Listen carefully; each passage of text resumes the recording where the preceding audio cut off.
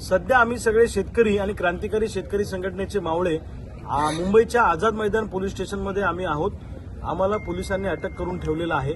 आज 4 वाजता मुख्यमंत्र्यांबरोबर आमची मीटिंग लागणार असा फोन गिरीश भाऊ महाजनांनी आम्हाला केला होता, परंतु नंतर त्यांनी पुन्हा आम्हाला 4 वाजेनंतर फोन करून सांगितलं की आजच्या ऐवजी ही बैठक उद्या लागेल। पण त्यांना आम्ही सांगितलं की ठीक आहे, इतके दिवस थांबलो, अजून एक दिवस आम्ही थांबू, पण उद्या जर का आमच्यासोबत गंडवागंडवी करायचा प्रयत्न केला किंवा बदमाशी करायचा प्रयत्न केला तर सरकारला हे महागात पडेल, लक्षात ठेवा। आज जे काय आंदोलन विधान भवनासमोर झालं, हा आंदोलन फक्त ट्रेलर होतं, लक्षात ठेवा। पिक्चर बघायचा असेल तर तुम्ही एकदा येणाऱ्या काळात आमच्यासोबत बदमाशी करून दाखवा।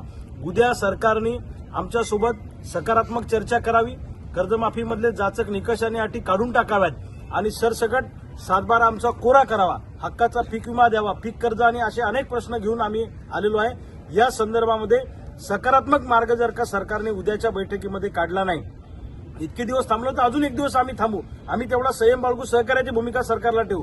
पण उद्या जर का त्या बैठकीमध्ये मार्ग निघाला नाही तर महाराष्ट्रातला शेतकरी अत्यंत ताकदीनं तुम्हाला रस्त्यावर दिसेल आणि शेतकऱ्यांच्या पोरांचा संयम सुटेल।